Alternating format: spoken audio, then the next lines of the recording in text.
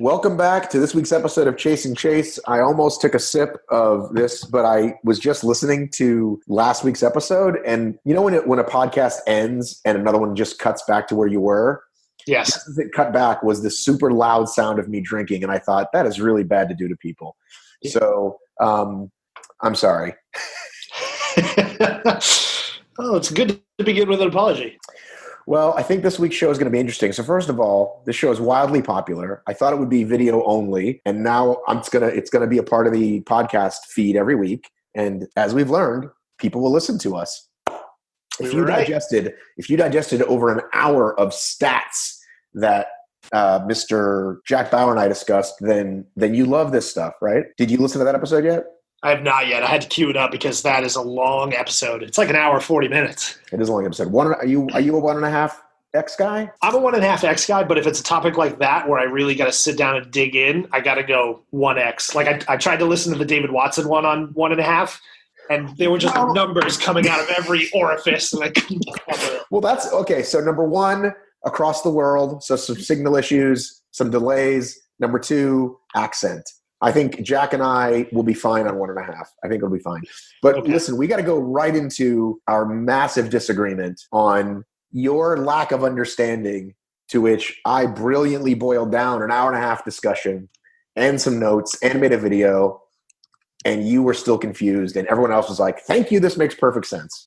So that's not even what we're going to argue about. Okay. I just remember what we're really going to argue about, which is venue changes, but go ahead. Okay. So even though they may be saying that it made more sense, they probably still had the wrong information. That's the part that kills me. And I feel like a lot of people now have still the wrong information about it because there's been this ridiculous media campaign to try and clarify a simple Facebook message that they posted when they still haven't posted a stupid website that gives us all of this information. That is the biggest problem. Well, as I said in our Discord, which I'll link in the show notes, probably not, but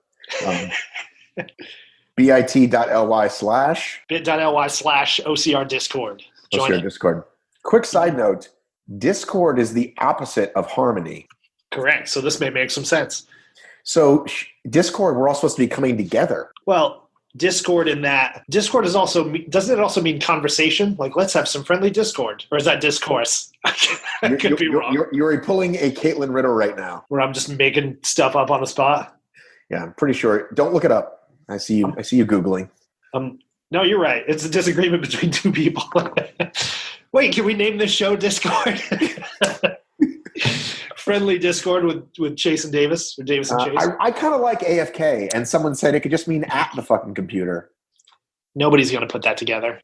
Maybe it doesn't matter. Maybe it's one of those things where it doesn't matter. Ladies and gentlemen, we'll take your votes. We'll take your suggestions. Contact us in the many forms we are available to be reached. So let's back up. As I said, I think David and his team, which is probably less people than he needs, one of the things he said in that he was scrolling. He was like, look, I'm scrolling through. See this 28-page document I made? Why couldn't he just send us that? Well, I think it's privileged. But the point is that the social media team is like, let's put out a fun meme. You know what I mean? Or a fun – because the very first one was completely disarming. Wait, what? It was not the one that said regionals, but the one before that. Well, it said series update in 2019, all races that are part. Now listen to this. This is what somebody at a corporate institution presented to their higher up and said, are you okay with this? And that person presumably gave a thumbs up.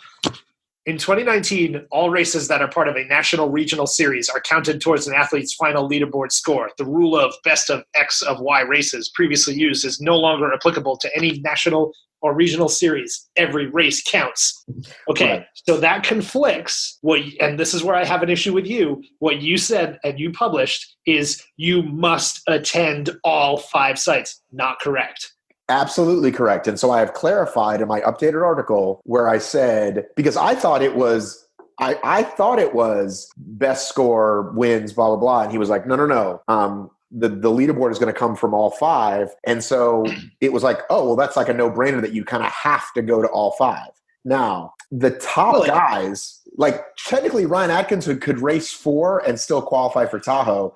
Right. But why would he want to lose the potential money in not going? Right. And I think, it makes a lot of sense, right? They're essentially saying, in no less words, your chances are better going to all five. That's what they need to say, when they shouldn't be saying you are required to go to all five. Because remember that first video we had, participation via obligation? You are not obligated to go to all five. But here's an example. Ryan Atkins runs one race, wins. He's got 300 points.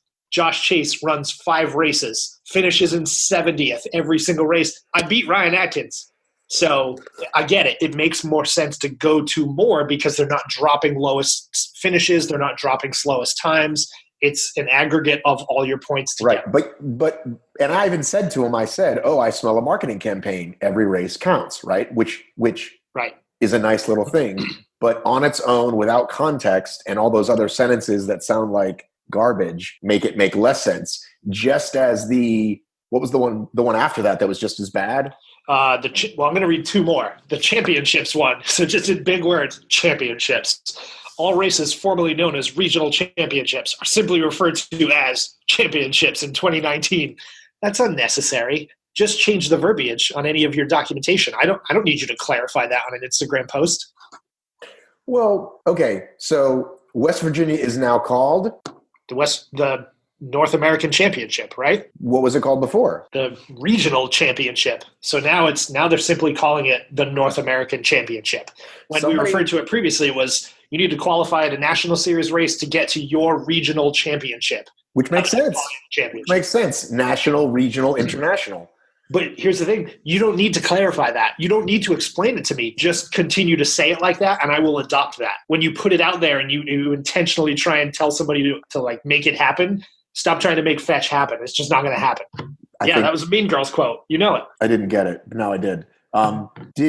Did you see Mark Peterson posted Spartan is now called – he made a post that said, great job, new name, Spartan Extreme Endurance. And I was like, what are they? Is that like the new name for the Hurricane? Like, what is that? I go, what was the former name? Spartan Endurance. Oh, now it's Extreme Endurance. Is that because somebody die? Did somebody get like injured? I don't know, but I'm sensing a theme that there was like, maybe they hired a consulting company and here's the first thing you guys got to do. Yeah. Add or take away words. Okay. So what's the third one that you're going to read? That's poor English. So the third one was posted today and it's entitled Qualifying. And it says, elite and age group athletes qualify for a championship in their region by placing top 10 at any regular season or national regional series race. We knew that. And then there's the subtext. Roll down is only available for elite athletes at regular season and individual national/regional series races when qualifying for championships. So many words that are not necessary. You can't see me, listeners. My arms are way up in the air. Now, that led some of us to believe that they meant age group doesn't roll down, but all they mean is there's no roll down in the top 10 for the North American. Any race that you finish top 10, there's no roll down. That's all they meant, right? Right. So and see how easy you just said that first off? But what did I say? You just said all they mean is elite gets rolled down, age group doesn't. I could have done that meme and posted that on Instagram. I don't need all these words. I don't Wait a need minute. No. Age group still does roll down. They just mean not in the top 10 though. Wait a minute. Now I'm confused. Okay. Non-US National Series race, right? Just Boston regular Super, right? The Boston Super. You finish top 10 in your age group. You're in West Virginia. That top 10 does not roll down. That's how I'm reading this. They only call out elite. So elite top 10 at the Boston Super, if those 10 people are in, 11 through 20, you're next, right? So age group, that doesn't happen. Okay. They should have whatever they are, they should be universal, right? Yeah, they should have a website that explains all this information. Well, forget that part. Forget that they're bad at messaging. I'm just saying, why wouldn't you be Spartan? Tell me why you wouldn't want those two things to be universal. Other than changing a number, 30 versus 40 or whatever, why would you not want to just follow the same logic all the way down? Well, I mean, they're going to have plenty of participants in the age group. So they want to have more age groups. I think they want more elite waivers, to be honest, because I think they're starting to see that it's incredibly easy to get in as an elite right now, and it's a lot harder to get in as an age grouper. So I don't know. Time will tell. I think come 3 weeks before Tahoe, I think a lot of people are going to get, hey, you qualified emails. Please come race our race. So, or we're going to see a change well before any of this even begins, even though that's in 6 weeks. Jacksonville is tick talking away. Yep. All right, now we're going to get to the good one. You ready for the good one? Yeah. Now, you correct me if I'm wrong here, okay? Okay. I don't know what we're talking about, but I'm ready. Okay. Josh Chace believes someone at Spartan is looking at the map of all the races and is like, how can we screw over Savage and or a mom and pop? Are you blocking your ears from No, this? I was. Hi, this is the truth. No, my Android earphones have lost those little rubber stoppers, so they keep falling out of my ears. I'm putting my earphones in so I can hear you better. Matt is saying the Spartan machine is very busy looking at a giant map, much like Charlie from It's Always Sunny, figuring out how to get people and trucks and hotels and whatever the heck they have to do to make a schedule work, because you can't just say we're going to go from Alabama to California. You got to get a truck there, et cetera, et cetera. Okay. And therefore, whenever Spartan picks a date that happens to fall on your local race weekend, it is unintentional and they don't care. And of course, PR, they're going to say, we love everybody else. We would never do that on purpose. But the truth is, they just aren't stopping to care. Your thoughts? So two things. You take it to one extreme. So I'm going to ask you a couple questions. Extreme! I'm going to try and back you into a corner here. Do you believe... Nobody puts Matt in a corner. Do you believe that Spartan has somebody, or any company, it doesn't have to be Spartan, it could be Tough Mudder, it could be Savage, that they have an employee, not dedicated, but one of their job functions is to comprehend what the competition is doing? Yes or no? No. So you don't think that anybody at Spartan pays any attention to the competition? It's not anybody's job to. It's like Mike Morris probably looks at the new obstacles that Tough Mudder has going on. Right. So he's paying attention to the industry, but there's no one's job is like a desk with a little title and like check out what the other sports is doing. So let's give you a couple. Let's give you a couple more examples. That person should exist and fly to a Savage and fly to a CTG and like absolutely take what you like, see what works. Like that's what I would do. Maybe that could be a job. Maybe somebody could get paid to do that job. Anyway, competitive response. One, that person already exists, and I guarantee it's a job. It might not be their exact job title, but part of their responsibility is to understand what the competition's doing and ways to react. And they are not going to go out and say, we need to specifically put a race on this date because Savage is in the town on this date. However, I'll give you two very poignant examples. Jacksonville Super 2018. It's in April, right? And the Savage race in Florida is in February. Now the Jacksonville Super, the start of the National Series, one of Spartan's probably most prominent races, is mysteriously on the same day in Florida that Savage is.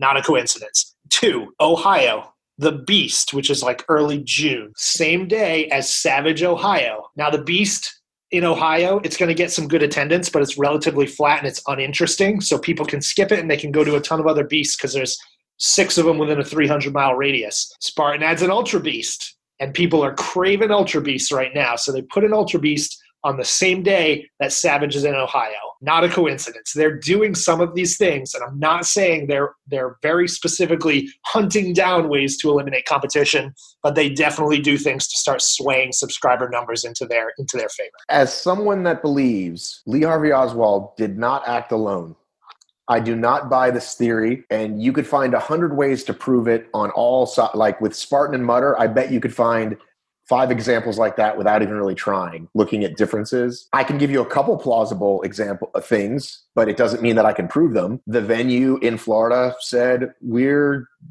doing something else that month, and we booked that out 3 years in advance, and you've got to pick another date. And they look at, again, all their other dates, where their truck's going to be, yada, yada, yada. That one's the one that works. And that could be a reason. There could be 10 others that I'm not even thinking of. The Ohio one sounds even crazier to me, and I would never agree with you on that. But listeners, you can decide. We'll put it up on a, what do you call it, poll, an Instagram poll. Yeah. It's called, like, this is where the phrase giving them too much credit is. Like that does seem like a smart move. How could we get some more people to this weekend? Like, that's way too much. You think they just lucked their way into that coincidence? I honestly do think that if you tried and if you searched enough Facebook groups, you'd find, just because we see it all the time, like, yep, Tough Mudder moved. They're trying to screw over CTG. And while we don't believe they try to fuck with CTG because they're so much smaller than Savage, the Savage argument makes sense. Yeah, it makes more sense. Well, I think, and I bring up the Savage examples because I think in today's OCR ecosystem, if any one company is poised to break out and become bigger than they are, Spartan's the top dog, right? We all know that. Right. So you're saying Savage would be the one for them to squash if they were going to go after anybody. That's what you're saying. Completely agree. Again, you're giving them far, far too much credit. I think once upon a time, there were definitely turf battles. There were Mutter and Spartan. My penis is bigger turf battles. Now, well, I was going to say now they both have so many races. Tough Mudder, not so much anymore. They have about 30 races. So we're gonna like I said, I think you can find if you find out through some sort of source that exists. How about this? If I just flat out ask on record, not do you screw people, but if I ask several people at Spartan, is there someone whose job it is to keep up with the industry?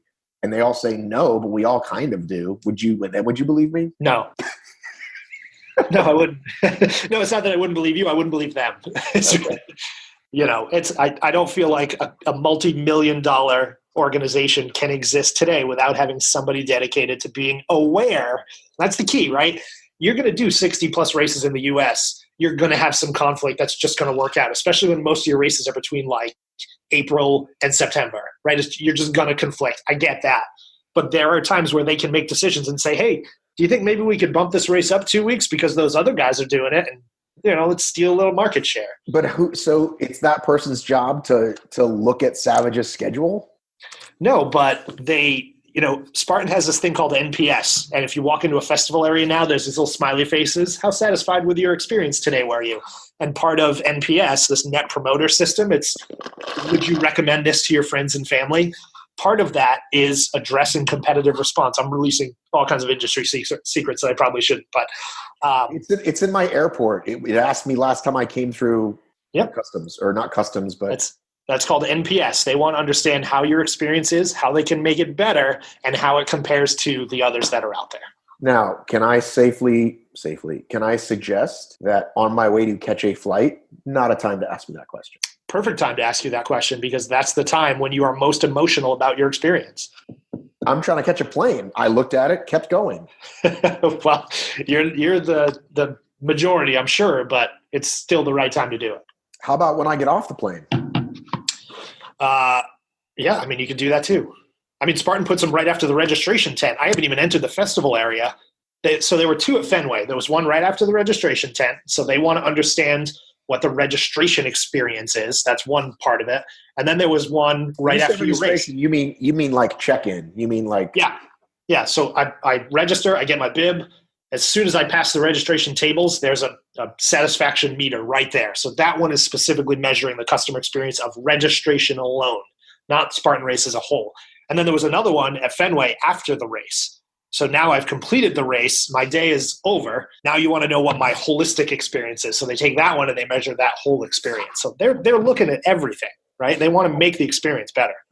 Interesting, because reg seems to be pretty flawless. Like in most races, I never see like a line that goes out to the parking lot. Like people, yeah. You know what I mean? They have they've got their numbers and their letters, and people, So yeah, it's pretty flawless. They could use it just to measure simple things like on a sunny day were people mad because maybe we didn't have enough tents, or on a rainy day were people mad because we didn't have coverage for them, or you can use it for any number of things.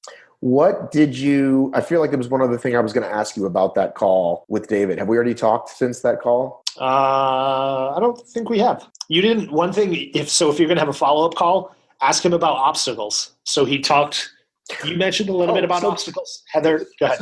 So what Heather said, I understand that information to be 2 or 3 years old. I'm not capping on Heather, but I remember Mike Morris saying that to me, saying, we've got this pool. The old information is we have a pool, right? There's 20 for the sprint, 30 for the super, 40 for the beast. And we're going to pick 15, 25, and 30. The new part is the rising difficulty factor. So easy rig, harder rig, harder rig. That piece was new. But they're supposed to be standard for years, because once upon a time, not just the championship beast being too long in Tahoe, it was literally you'd go out for a beast and it was 16 instead of 12, and a super was 12 instead of 8. And that was like, haha, like Spartan up. And they're like, when they realized this isn't just about the Spartan, Kool-Aid drinkers, you're selling a product to the public. You can't lie to them. So I feel like that wasn't new necessarily. Yeah, and I love the obstacle standardization that they're talking about, assuming they execute on it and they don't have to, make changes because people are crying about things not being too hard. And I think they probably had that, they just didn't talk about it. And I think they're just coming forth because there's more of a demand on companies, especially Spartan, to innovate, to come out with new obstacles. So the new modes is a nice way for them to say, we're making these changes based on your feedback. We want to make things harder, but we're not going to come out with crazy, ridiculous obstacles every single year. I'm just wondering, when they talked about 6 new or updated obstacles, are we going to really see 6 new obstacles? And chances are we're probably going to see like 3. I think we're going to see. Well, we've seen the toaster, right? The crib. The beater. The egg, the egg beater. The Irish table, I think, is probably going to be one, which is sort of lame, but it's been at the last couple races. And the X thing, the Helix. The Helix. Did you say the toaster? Well, I just remember thinking, like, this looks like a toaster. Like, when they first were like, like the preview video. Yes. This brand new Kenmore toaster. And now it's the video. Of David. Now that I know that's David, there's no way to grab on this thing. She can't grab the top. She can't grab the bottom. It's totally smooth in the middle. You sound Australian to British. You sound like Paul McCartney. It's an awesome new obstacle. Sign up today.